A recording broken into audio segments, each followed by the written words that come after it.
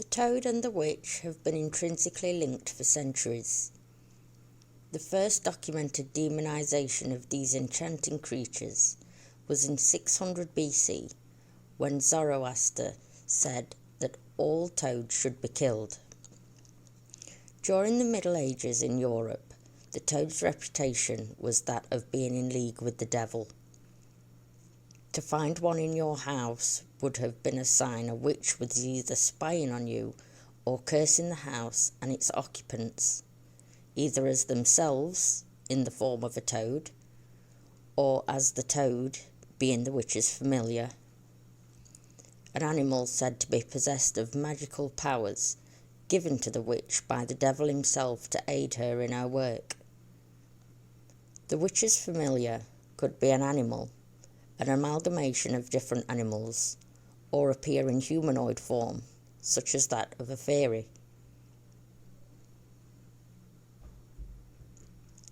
Toads were a popular familiar motif.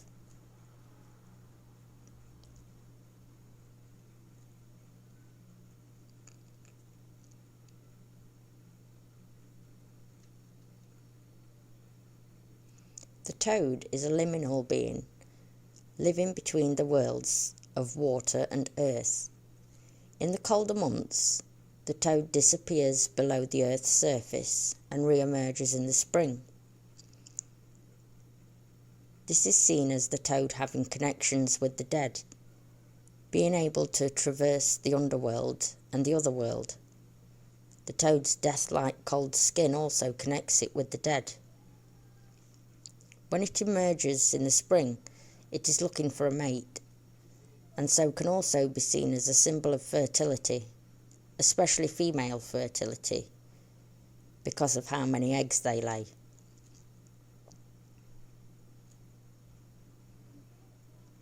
It sheds its skin in patches and eats it, and so this process connects the toad with renewal and with alchemy.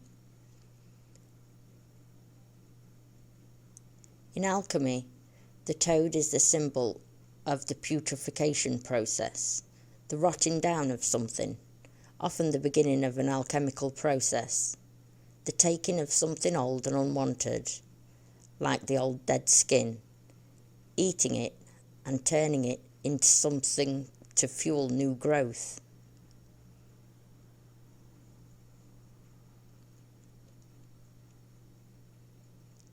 The toad is also nocturnal, associating them with darkness and evil.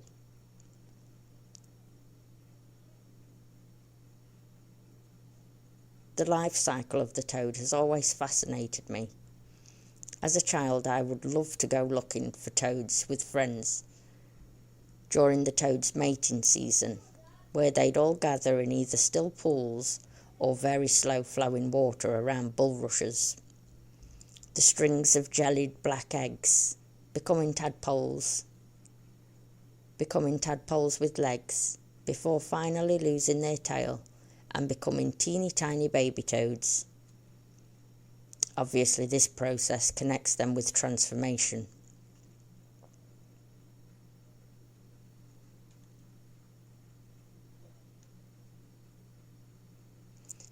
Toads have been used in potions and made to be ingredients for certain workings within witchcraft. Their skin contains bufotoxins, making it poisonous if ingested, though it's said that some historical flying ointments were made from toad parts, particularly venom excreted and extracted from its skin by the witch.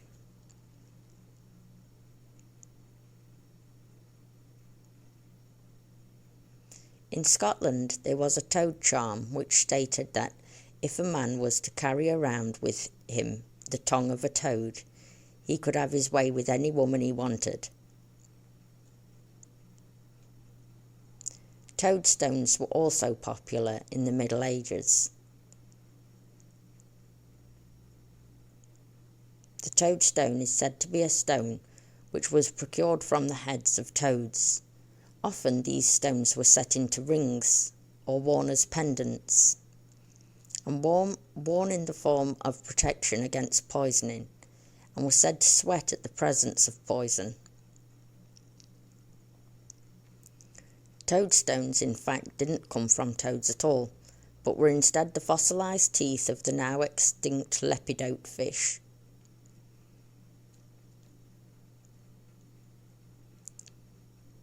The toad was said to be able to spit venom and vomit poisonous fire.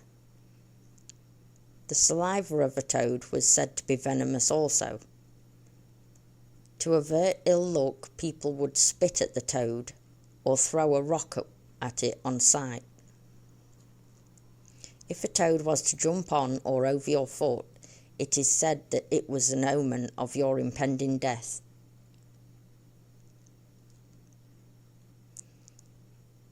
Toads and toad parts were also used by historical witches to cure illnesses and prevent sickness.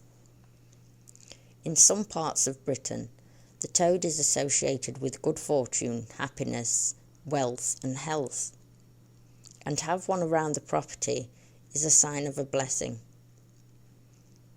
Some people believe toads are fairy, or fairy in toad form.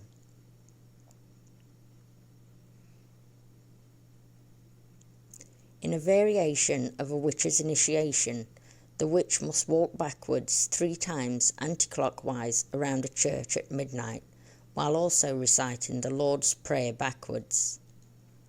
When she has done this, it is said that the devil will appear in the form of a toad. The witch is to take the toad and breathe in its power through the toad breathing on her 3 times as she sucks in the toad's breath to truly realise and claim her power as a witch and form an alliance with the devil.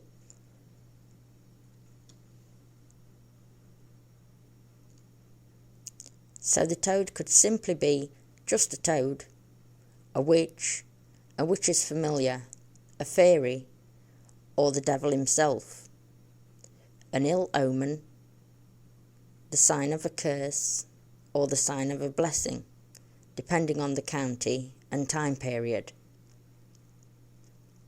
There's a lot of lore wrapped up into this magical creature, so much so that I may have to make another video on this topic further down the line.